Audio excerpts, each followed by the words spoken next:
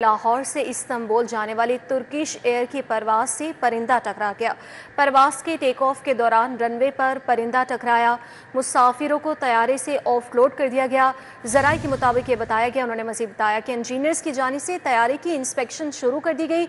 Engineers की इजाज़त मिलने के बाद ही तैयारी की रवानगी का फैसला किया जाएगा। तो लाहौर से इस्तांबुल जाने वाली तुर्किश एयर की परवाज से परिंदा टकरा गया। परवाज के टेक ऑफ के दौरान रनवे पर परिंदा टकराया है। मुसाफिरों को तैयारे से ऑफलोड कर दिया गया, जबकि इंजीनियर्स की जानिब से तैयारी की इंस्पेक्शन शुरू कर दी गई है।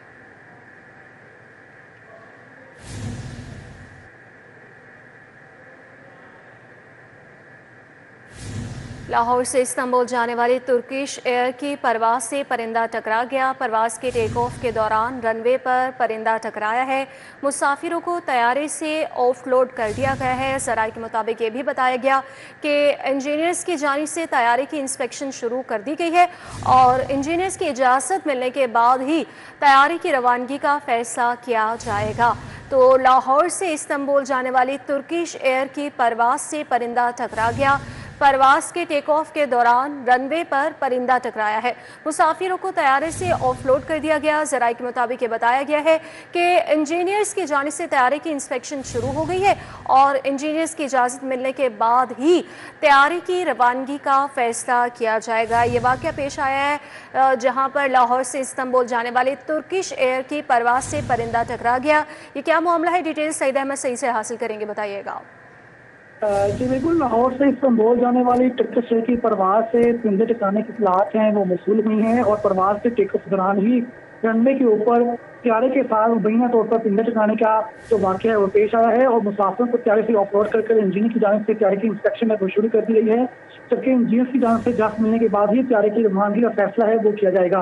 लेकिन दूसरी तरफ जो लाहौर एयरपोर्ट इंतजामिया है उनकी तरफ से मौक़िफ़ ये आया है कि लाहौर से जो इस्तांबुल जाने वाली तुर्की एयर की परवाज जैसे ही लाहौर एयरपोर्ट रनवे के ऊपर से रवाना हुई तो उसमें फनी खराबी है वो पैदा हुई है और फनी खराबी की वजह से पायलट ने जो तैयारे को है वो वापस लाहौर एयरपोर्ट पर ही लैंड करवाया है और अब जो है वो तैयारे की इंस्पेक्शन है वो की जा रही है और इंजीनियर्स की जानिब से इजाज़त मिलने के बाद ही तैयारे को रवानगी के हवाले से एक नया टाइम टेबल है वो दिया जाएगा। जी ठीक है, बहुत शुक्रिया सईद अहमद सईद आपका। सब्जियों और फल की कीमतों में फ़र्क ताहाल बरकरार है। मार्केट और सरकारी रेट लिस्ट की कीमतें एक नहीं हो सकी। प्राइस कंट्रोल कमेटियां गिरा फरोशी पर काबू पाने में नाकाम हो चुकी हैं। इस हवाले से डिटेल्स हासिल करेंगे अफशा रिजवान से, बताइएगा।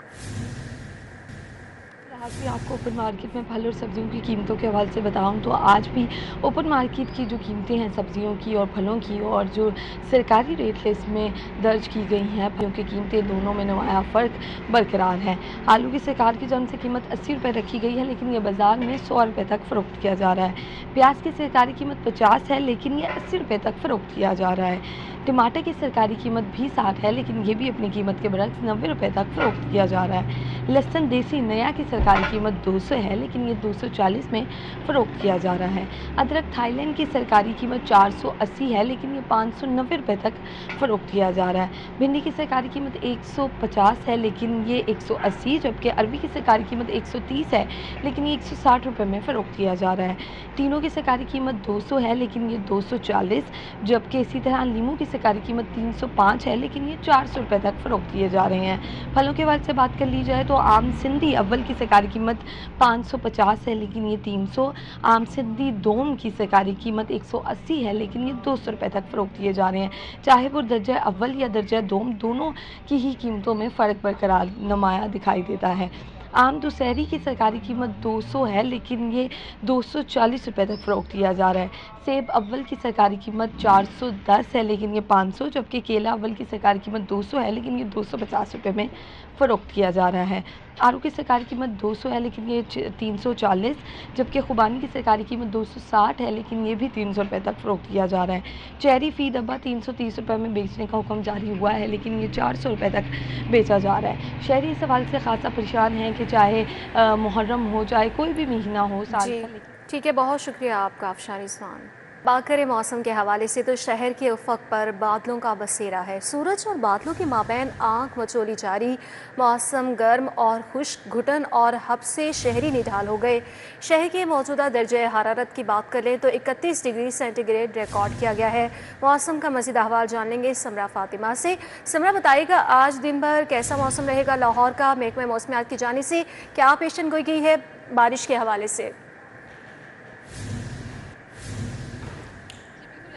शहर लाहौर के मौसम की बात की जाए तो इस वक्त शहर लाहौर बादलों की लपेट में है और जब बादल आते हैं तो मौसम जो है वो कुछ हद तक बेहतर महसूस होता है, लेकिन जैसे ही सूरज निकलता है तो फिर से तपिश और घुटन जो है वो बढ़ जाती है। अभी भी बात की जाए तो इस वक्त आसमान पर बादलों का बसेरा है और सुबह से ही हम सूरज और बादलों के माबैन आंख मचोली देख रहे हैं और महकमा मौसमियात की जानिब से भी आज बारिश की पेशेनगोई की गई है। फिलवक्त दर्जा हरारत के हवाले से बात कर ली जाए तो इस वक्त शहर का मौजूदा दर्जा हरारत 31 डिग्री सेंटीग्रेड तक रिकॉर्ड किया जा रहा है, जबकि ज्यादा से ज्यादा 39 और कम से कम 26 डिग्री सेंटीग्रेड रहने का इम्कान है।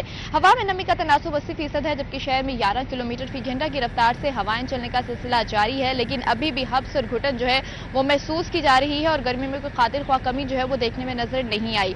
महकमा मौसमियात की जानिब से यही कहा जा रहा है कि आज सूरज और बादलों के माबैन अटकलियां देखने में नजर आएंगी, जबकि आज शहर लाहौर में 40% तक बारिश के इम्कान मौजूद हैं। कल मंगल के रोज महकमा मौसमियात की जानिब से 80% तक बारिश के इम्कान जाहिर किए जा रहे हैं और ये भी कहा जा रहा है कि मानसून का ये जो सिलसिला है वो 10 जुलाई तक शहर लाहौर में बारिश बरसाने का बाइस बनेगा। गरज चमक के साथ बारिशों की पेशेनगोई की जा रही है और इसी हवाले से PTMA ने भी अलर्ट जारी कर दिया और मुतल्लिका इदारों को भी अलर्ट रहने की हिदायत जारी कर दी है। महकमा मौसमियात की जानिब से ये भी कहा जा रहा है कि बारिशों के दौरान जो है वो शहर लाहौर के मौसम में जो है वो बेहतरी के इम्कान देखने में नजर आएंगे और शहर लाहौर के बासी भी सुख का सांस ले सकेंगे, क्योंकि ठंडी हवा चलने के साथ साथ बारिशों के इम्कान महकमा मौसमियात की जानिब से जाहिर किए जा रहे हैं। दूसरी जानिब फिजाई आलूदगी के हवाले से बात कर ली जाए तो इस वक्त शहर लाहौर दूसरे नंबर पर है और AQI की मजमूई शरह 142 तक रिकॉर्ड की जा रही है। जी ठीक है, बहुत शुक्रिया आपका समरा फातिमा, मौसम का अहवाल बता रही थी। खबरों का सिलसिला आगे बढ़ाते हुए आपको बताया कि महकमे ख़जाना ने 4 महकमों को तनख्वाह और ऑपरेशनल अखराजात के लिए बजट जारी कर दिया। महकमे लाइफ स्टॉक को 4 अरब 40 करोड़ रुपए जारी किए गए। महकमे ज़राअत को 6 अरब 20 करोड़ रुपए जारी किए गए। महकमे फिशरी को 382 मिलियन रुपए जारी किए गए हैं। तनख्वाहों, पेट्रोल, तेल और गैस के बिलों और दीगर ऑपरेशनल अखराजात के लिए बजट जारी कर दिया गया है। तफसीलात जान लेंगे मजीद, कैसे खोकर से बताइएगा। खजाना ने 4 महकमों को बजट जारी किया है। ये बजट 4 महकमों को जो है वो अफसरान और मुलाजमीन की तनख्वाहों, बिजली गैस के बिलों और दफ्तरी अखराजात, किराए की बिल्डिंगों, पेट्रोल और दीगर ऑपरेशनल अखराजात जो है उसके लिए जारी किया गया है। महकमा life stock and dairy development department जो है उसको 4 अरब 40 करोड़ रुपए जारी किए गए हैं, जबकि महकमा ज़राअत जो है उसको 6 अरब 20 करोड़ रुपए जारी किए गए हैं। महकमा फिशरीज जो है उसको 382 मिलियन यानी कि 38 करोड़ 20 लाख रुपए जारी किए गए हैं। महकमा जंगलात को 1 अरब 60 करोड़ रुपए जारी किए गए हैं। ये अखराजात, तनख्वाहें, ऑपरेशनल अखराजात, बिल्डिंग, कागज़ के पैसे, बिजली के बिल, गैस के बिल, पेट्रोल, दफ्तर के अखराजात, टेलीफोन के बिल और दीगर जो ऑपरेशनल अखराजात दफ्तर को चलाने के होते हैं उनके लिए ये बजट जारी किया गया है और महकमा खजाना ने ये बजट जो है ऑनलाइन कर दिया है। जी ठीक है, बहुत शुक्रिया आपका कैसे खोकर। ज़ायद मुद्दत से तैनात अफसरान के मुबैना तौर पर करप्शन में मुलविस होने के इंकशाफात। एजुकेशन अथॉरिटीज़ में 3 साल से ज़ायद मुद्दत से तैनात अफसरान को स्कूलों में भेजने का हुक्म जारी किया गया। इस हवाले से जान लेंगे जुनैद व्यास से, बताइएगा। जी, डिस्ट्रिक्ट एजुकेशन अथॉरिटीज़ के दफ्तरान में जो मुलाजमीन या अफसरान 3 साल की ज़ायद मुद्दत से तैनात हैं उनके ऊपर मुबैना तौर पर करप्शन करने के इल्ज़ामात हैं, जिसकी वजह से अब महकमा स्कूल एजुकेशन ने नोटिस लेते हुए उन तमाम अफसरान व मुलाजमीन को तब्दील करने का हुक्म दे दिया है जो कि 3 साल से ज़ायद अरसे से तैनात हैं।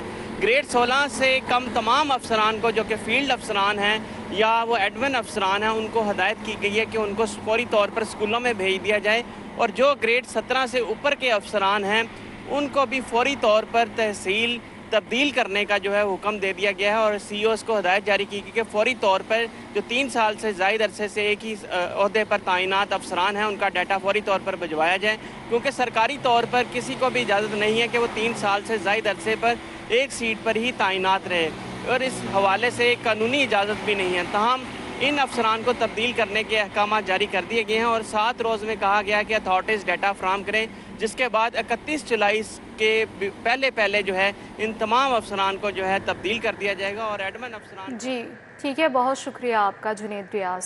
समनाबाद डिवीज़न में जाली शनाख्ती कार्ड पर तनख्वाहों के अकाउंट्स की तस्दीक करवाने का इंकशाफ हुआ है। इस हवाले से डिटेल्स जान लेंगे, शाहिद नदीम सिपरा से बताइएगा।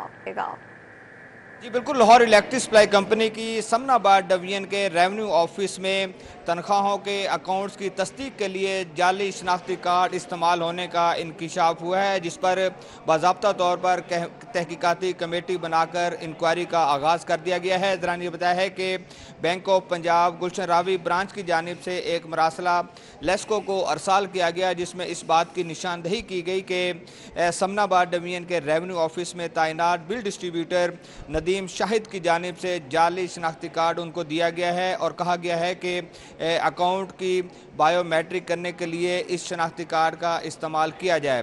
ताहम जो बैंक अमला है उन्होंने इस बात की निशानदही की है कि जो शनाख्ती कार्ड इस्तेमाल करने की कोशिश की गई है वो जाली है, इसलिए इस बात की तहकीकात की जाए कि मज़कूरा जो अकाउंट है इसकी बायोमेट्रिक की जानी है या नहीं की जानी। तो उसके बाद रेवेन्यू ऑफिसर की जानिब से 3 रुकनी कमेटी तश्कील दी है, जिस पर बाज़ाब्ता तौर पर इंक्वायरी की जा रही है और बिल डिस्ट्रीब्यूटर जिसने जाली शनाख्ती कार्ड की मदद से तनख्वाह के अकाउंट की बायोमेट्रिक करवाने की कोशिश की है उसको भी साथ में वजाहती नोटिस भी जारी किया गया है।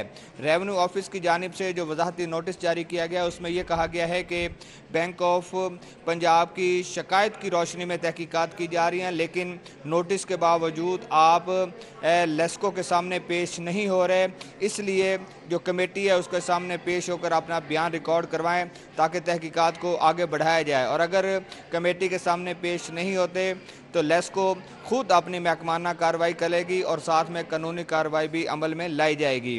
ज़राए मज़ीद ये बताया है कि जब ये जाली शनाख्ती कार्ड जमा करवाने की कोशिश की गई तो बैंक ऑफ पंजाब अमला की जानिब से पुलिस और लेस्को को इतला दी गई थी कि जाली शनाख्ती कार्ड इस्तेमाल किया जा रहा है, जिस पर लेस्को ने इस बात की जिम्मेदारी अपने पर उठाई है कि पहले हम खुद इंक्वायरी कर लें, उसके बाद कानूनी कार्रवाई अमल में लाई जाएगी। तो लेस्को अभी इंक्वायरी कर रही है, जब ये इंक्वायरी मुकम्मल होगी तो उसके बाद मज़ीद। जी ठीक है, बहुत शुक्रिया आपका शाहिद नदीम सिपरा। वासा और कॉन्ट्रैक्टर्स की नाअहली ख़याबान फिरदौसी पर सीवरेज तब्दीली मनसूबा शहरियों के लिए वबाल जान बन गया। इसकी क्या वजूहात है, दुरे नयाब से जान लेंगे, बताइएगा।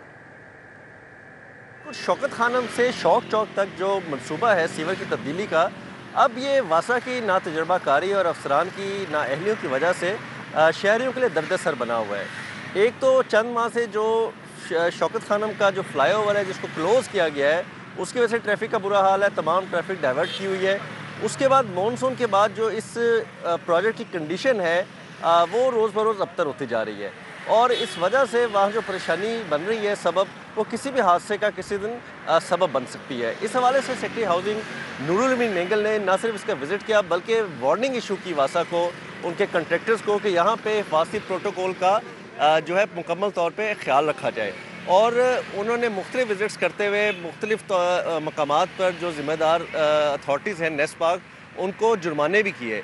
लेकिन इस प्रोजेक्ट पे ना ही वासा हुकाम और ना ही उनके कॉन्ट्रैक्टर्स पे कोई असर नहीं हो रहा। आज भी अगर देखा जाए तो कल होने वाली शदीद बारिश के बाद भी यहाँ पे हिफाजती प्रोटोकॉल उस तरह से अपनाए नहीं जा रहे जिस तरह से एक SOP के तहत होने चाहिए। 20-20 फुट 22-22 फुट गहरी खुदाई करके जगहों को छोड़ा गया है और ओपन छोड़ा गया है।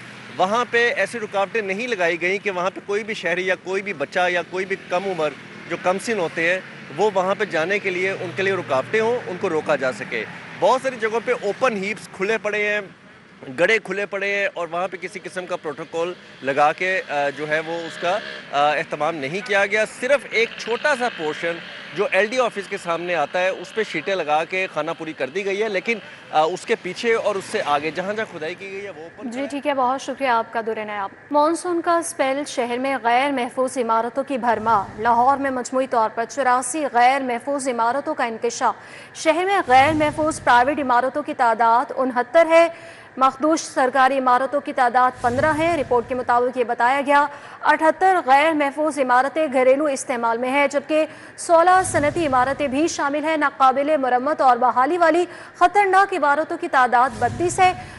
और इस हवाले से मजीद तफसीलात जानने के बसाम सुल्तान हमारे साथ मौजूद है। बसाम, बताइएगा। जी बिल्कुल, शहर में मानसून का स्पेल जारी है और शहर में जो गैर महफूज इमारतें हैं उनका भी जो है वो बड़ी तादाद में इंकशाफ हुआ है और लोग अब तक जो है वो उन इमारतों के अंदर रिहाइश पजीर हैं, जो शहरियों के लिए जो है वो गैर महफूज साबित हो सकता है। इसके पेश नज़र अगर हम देखें मजमूई तौर पर शहर के अंदर जो है वो 84 ऐसी इमारत हैं जिनको गैर महफूज जो है वो करार दिया गया है, लेकिन अब तक जो है वो लोगों के इस्तेमाल में है। इसके अंदर अगर हम इसको ब्रेक डाउन करें तो जो प्राइवेट इस्तेमाल में है उनकी तादाद जो है वो 59 है। इसी तरह जो मखदूश इमारतें हैं जिनके अंदर जो सरकारी इस्तेमाल में है उनकी तादाद जो है वो 15 तक जा पहुंची है। इसमें से तकरीबन 68 ऐसी हैं जिनको जो है वो घरेलू इस्तेमाल के लिए इस्तेमाल किया जा रहा है, जबकि 16 जो है उनको कमर्शियली तौर पर इस्तेमाल किया जा रहा है। इसमें से रिपोर्ट के मुताबिक जो है जो नॉन रिपेयरेबल यानी जिनकी मरम्मत के काबिल जो नई इमारतें हैं उनकी तादाद जो है वो 32 बताई जा रही है, जबकि 31 ऐसी हैं जो रिपेयरेबल हैं और उनके ऊपर जो है वो फिल फॉर रिपेयरिंग का काम जो है वो जरूरी है ताकि शहरियों की जानों को जो है वो महफूज बनाया जाए। रिपोर्ट के मुताबिक 4 ऐसी इमारत है जिनको फिल फॉर जो है वो मस्मार किया जाना है। इसमें से तकरीबन देखा जाए तो 53 ऐसी हैं जहां पर रिहाइश पजीर लोग जो है वो रिहाइश पजीर हैं, जबकि 18 ऐसी इमारतें हैं जो खाली पड़ी हुई हैं। मजीद अगर हम देखें तो किराए जो इसमें से 20 ऐसी इमारतें हैं जो किराए पर जो है वो लोगों के इस्तेमाल में है, जबकि मालकाना हसीयत वाली जो है वो तकरीबन 46 इमारतें हैं जो गैर महफूज जो है वो करार दी गई हैं। मजीद इस हवाले से जो DC लाहौर है उनकी जानिब से भी कहा गया कि गैर महफूज इमारतों से लोगों को जो है वो फिल फॉर खाली करने के नोटिस भी जो है वो जारी कर दिए गए हैं। बेशतर ऐसी इमारत हैं जिनको फर्स्ट नोटिस और दीगर को जो है वो सेकेंड नोटिस तक जो है वो सर्व कर दिए गए हैं और मानसून के पेश नज़र जो है वो अहकाम जारी। ठीक है, बहुत शुक्रिया बसाम सुल्तान आपका।